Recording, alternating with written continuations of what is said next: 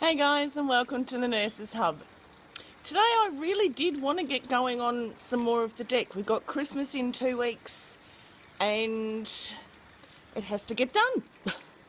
But it's raining and I need to drill and stand out there. And that got me to thinking about stress and what stress does to us, because this has put me under a bit of stress, frankly.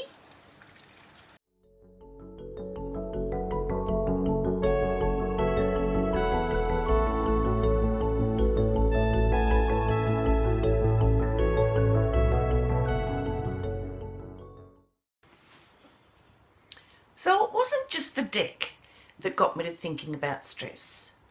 I was having a look at YouTube and Pewdiepie has got 75 million subscribers at the time of me making this video. And there's a whole heap of other YouTubers wanting to keep him on top of another YouTube channel called T-Series. And so there's all this competition going on. And I thought about the stress of having 75 million subscribers, which by the way is the size of Thailand, to keep making content, to keep making things that people will watch.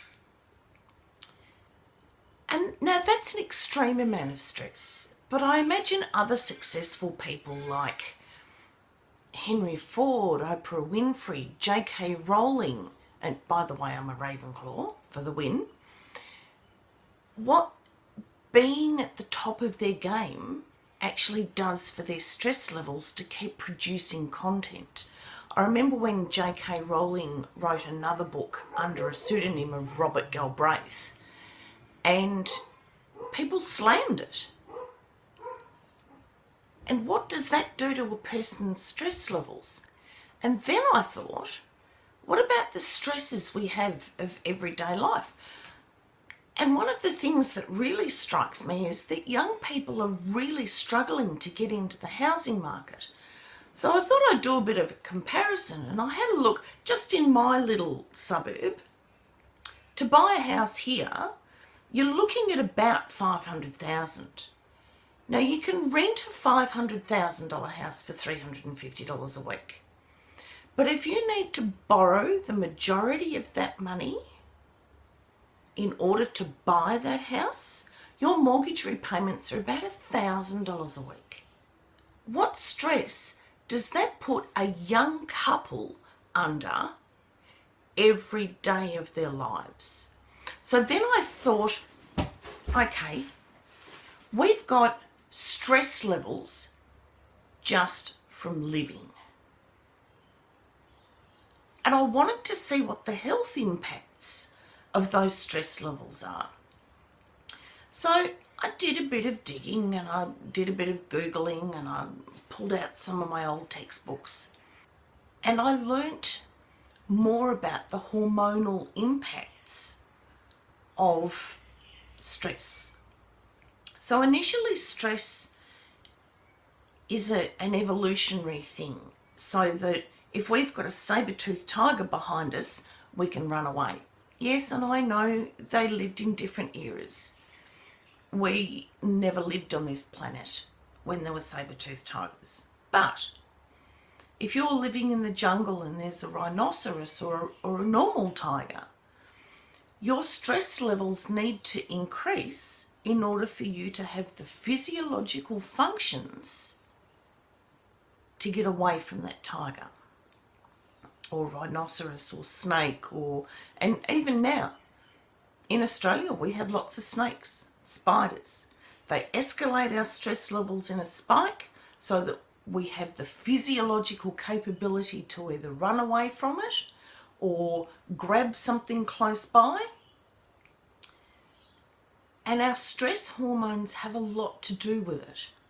So you all know about adrenaline, and adrenaline skyrockets. It's part of our fight, flight or freeze response, and sometimes freezing is a really good response, just to stay perfectly still. Gives our brain a bit of a time to think about what's going on. Now with our adrenaline going up, And adrenaline is created in the adrenal glands, which is why they're named that way. But so is cortisol. And you might also have heard of cortisol as being the stress hormone. Now, when cortisol goes up for a long period of time, you've just bought this brand new house, you have to find $1,000 every week. You also want to plan a family. You also perhaps want to take some holidays. You also have birthdays and other things that are taking up your finances. You also find out that you now have to pay council rates, and you have to pay money for landscaping, and you have to pay for your own maintenance, and all of these things eat up what you never had to pay for before. So not only has your outlay for the roof over your head tripled, but you've got all these other things on top of you as well. And that increases your adrenaline and your cortisol. There are other things that it increases too. It increases catecholamines. Try and say that one 3 times fast. It also decreases gonadotrophin. So these 3 hormones is what I'm going to talk about. So when cortisol goes up, it dumps sugar into our systems. Now, we have a storage system where we store sugar in the form of glycogen, and it allows our body to drip feed sugar while we're asleep, in between meals, to keep our blood sugar levels at the same level. When we do that for a long period of time, we actually place ourselves at risk of type 2 diabetes. Cortisol is also really good for reducing the inflammatory response. If you need to run away from that snake or that tiger, you don't want your sore knee getting in the way of you being able to do that. So reducing your inflammatory response means that you're not going to be in the pain that is going to stop you from running away or even from thinking clearly. If you're in a lot of pain, you can't think clearly. However, the inflammatory response is part of our immune system. And if we're overworking our immune system for a long period of time, we damage our immune system. And that leaves us open to a whole heap of immune system diseases. It leaves us open to things like asthma, Crohn's disease, rheumatoid arthritis, lupus. When we overwork the immune system, it gets tired and it stops functioning properly. Now, cortisol is part of the fight, flight, freeze response. And we were always taught that it's a balance. Everything in the human body is designed to work towards homeostasis. So the opposite of fight, flight and freeze is rest and digest. So we have increased levels of cortisol, which are stopping us from being able to digest our food properly. So we end up with irritable bowel syndrome, we end up with ulcers. We place our gut in a position where it can no longer digest what it needs to digest. And so we develop intolerances. All starting to sound a bit like today's health issues. And the second hormone is catecholamine. Now, catecholamine regulates your cardiac output. It's designed in the fight or flight response to increase your heart rate, to make your heart pump more. Now, if you've got an elevated catecholamine over an extended period of time, it means your heart's working harder than it needs to. And your heart's only got a finite life. And so by putting your heart and all of your cardiac structures around it under load, one of these days it's going to turn around and go, I'm not doing it today. The other thing catecholamines do is it looks after sodium retention, how much sodium we're regulating in our body. And you all know if you get dehydrated, have electrolytes. If you've got gastro, have electrolytes. There are different levels of different types of salts and sugars in the electrolytes that keep our body able to transfer things in and out of the cells properly.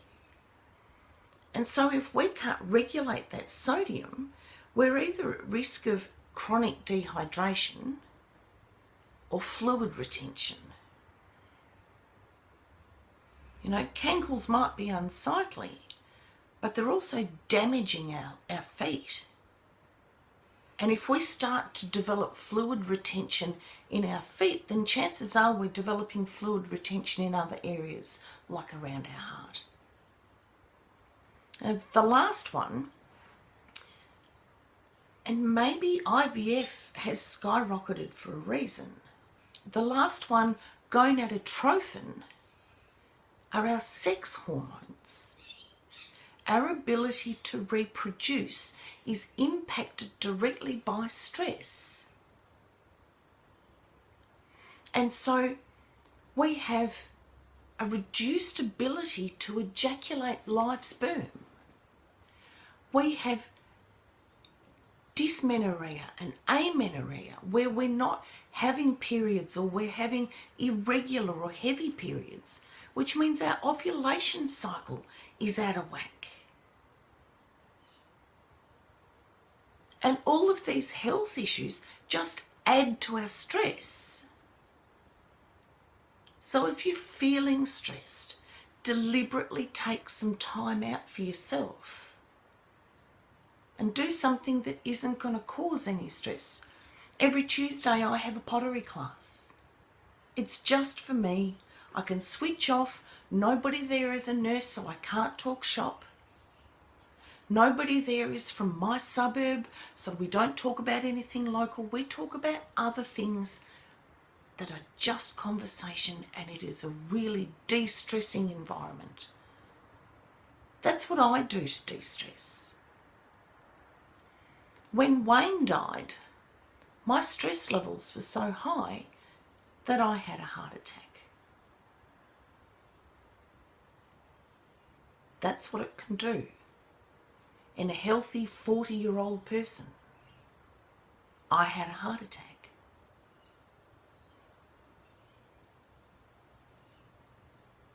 Now, other people it affects emotionally and mentally. And some people get to the point where they think, I don't think I can go on anymore. I can't do this anymore.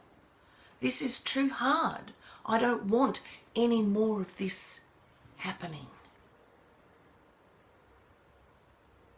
If that is the thoughts that are running through your head, please talk to someone.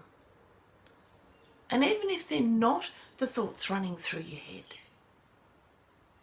talk to somebody before they start running through your head. And I had a look, this is just a little aside, I had a look at suicide rates.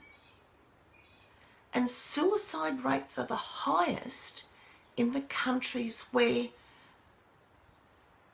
affluence and poverty are furthest apart.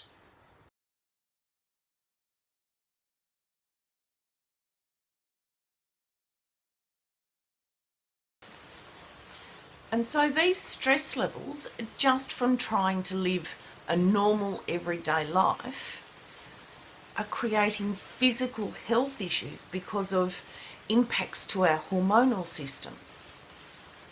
But they're impacting our mental health as well.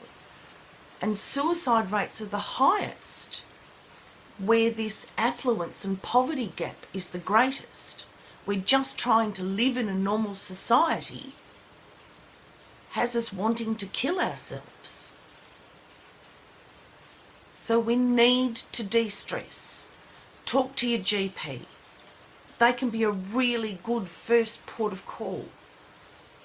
Talk to other people. Find out if there are other things that you could be doing that might make your life a bit easier, a bit less stressful. Get your cholesterol levels checked. Get your heart checked. Go to your GP. If you just want someone to talk to, there's a really great app called Talk Life. I'll link in the description down below. You can download it from the App Store or from Google Play for Android. And if you just want to offload, because often the people who are nearest to us are too close. You know, you can't see the forest for the trees. So Talk Life is a brilliant app for that. And that's worldwide. I'll also link in the description the phone number for Lifeline. And I'll put it up here on the screen. Lifeline's a phone number for Australia if you want to talk to somebody, if your thoughts are getting in the way of you being able to live your everyday life. If you just want to talk. So stress has a huge impact on our ability to live in a normal everyday life. It's impacting our health, it's impacting our mental health. So look after yourself. Look after your physical health. Look after your mental health. Take some time out just for you. So this has been another Nursing Hub video. I really do appreciate that you're watching. Thanks so much.